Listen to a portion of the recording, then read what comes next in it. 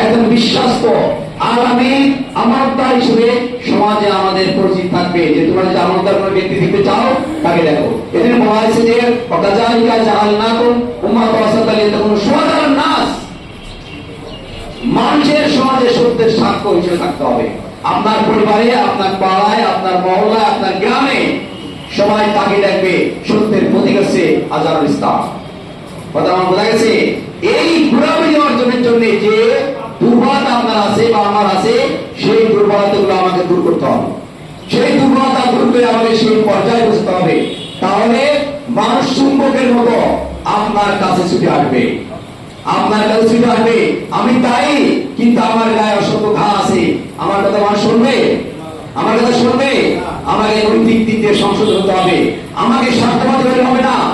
আমার পরিবারের, পরিবেশের বিভিন্ন জায়গায় মানুষের যে স্বার্থগুলো আছে সেগুলো আমাকে অবশ্যই তার স্বার্থ রক্ষার জন্য আমার নিজের স্বার্থ ত্যাগ করতে হবে। আমরা অনেক সময় পারি না 1 ইঞ্চি জায়গা ছাড়তে 5 ইঞ্চি জায়গা ছাড়তে 5 ইঞ্চি জায়গা নিয়ে গোলমাল মারা বেঁধে যায়। আমি ছাড়ি না, ছাড়ি না। আমরা একটা সালিশ করতে গেলাম, গোলমাল বেঁধে গেছে। কর্মীদের করতে হবে। দাওয়াতি কাজ করতে গেলে এই কাজগুলো না করলে আপনি করতে পারবেন না। এটা শিবির না, এটা জামাত ইসলামী। আপনার সংসার আছে, আপনার ধর্ম আছে, আপনার চাকরি আছে, ব্যবসা আছে, ছেলেমেয়ে আছে, জমি আছে, জায়গা আছে, এইগুলো নিয়ে যদি আপনি নিষ্কর্ষ থাকতে না পারেন, স্বার্থবাদের ঊর্ধ্বে না থাকতে পারেন, মানুষ কিন্তু আপনার কথা শুনবে না।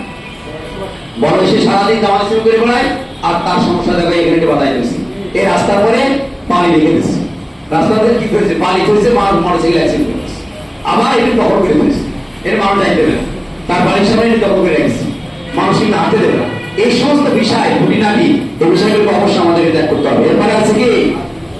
সত্য কথা বলা, কোমল ব্যবহারের অধিকারী হওয়া, এগুলো একজন দায়ী, তার বৈশিষ্ট্য। আমি বিচ্ছিন্ন কথা বলে বললাম, ক্ষমা, মানুষকে ক্ষমা করা, তারপর আনুমস্তাকবির হন।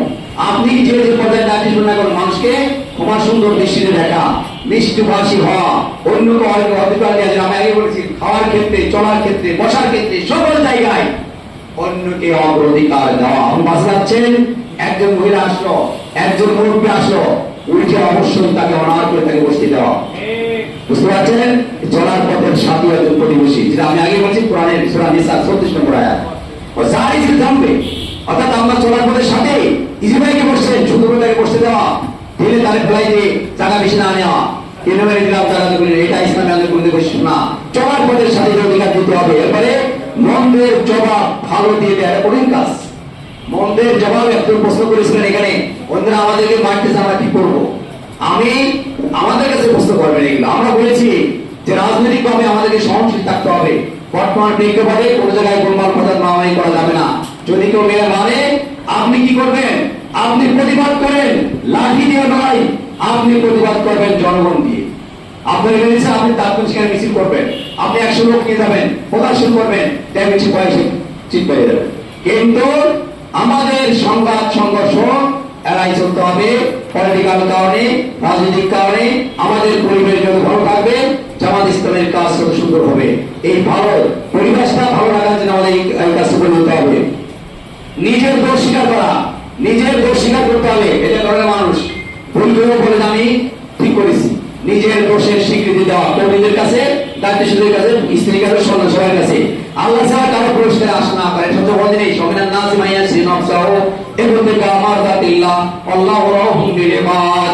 মানুষের মধ্যে অসংখ্য মানুষ আছে যারা আল্লাহ সন্তুষ্ট অর্জনের জন্য তার নিজের সব বিক্রি করে দেয়।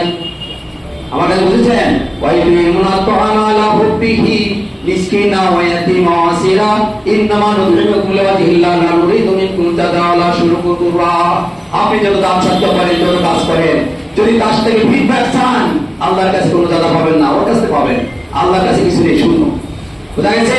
আপনি আন্দোলন করেন, সংগ্রাম করেন, দান করেন, সদকা করেন, 10 মিনিট সময় দেন, সবকিছু আল্লাহর জন্য। তাহলে সাংগঠনিক বিশৃঙ্খলা থাকবে না, গোলমাল থাকবে না। আমাদের বিভিন্ন জায়গায় হলো এই করতেছে, তৈরি করতেছে, দেখি আমার ব্যাগের মধ্যে গত পরশু দিন 3-4টে দরকার গোলমাল থাকবে। আমাদের ইসলামী আন্দোলন কর্মীদেরকে এটা হওয়া উচিত। যাক, আমি শেষ করে দিচ্ছি। জামাতের প্রভাবে গেলাম, জামাতের একটা পিসি হচ্ছে, সেই পিসি দেখলাম একজন দায়িত্বশীল, সে সবাই পানি খাওয়াচ্ছে। এত বললো দায়িত্বশীল সবাই পানি খায় কেন? উনি ওইটাই বেরিল, উনি ওইটাই বেরিল। অর্থাৎ মানুষের সেবা করে তৃপ্তি পাওয়া, সেবা নিয়ে তৃপ্তি পাওয়া না। আমি একজন লিডার, আমাকে সম্মান করো না, আমাকে শ্রদ্ধা করো না, আমাকে ভালো খেতে দিল না, এটা দিল না, ওটা দিল না, থাকার বড় ব্যবস্থা করলো না, এটা ইসলামী আন্দোলনের দায়িত্বশীলের মধ্যে থাকবে না। বুঝতে পারছেন? অর্থাৎ নিজে সেবা করে তৃপ্তি পাওয়া, সেবা নিয়ে তৃপ্তি পাওয়া নয়, এটা ইসলামী আন্দোলনের বৈশিষ্ট্য। এইটা না থাকলে আমরা দাওয়াতি কাজ করতে পারবো না। বলা রাসূলুল্লাহ সাল্লাল্লাহু আলাইহি ওয়াসাল্লাম ধৈর্য ধারণ করে আগামী দিনে আজকের শিক্ষা শিবির আপনাদের জন্য উপকারে আসবে।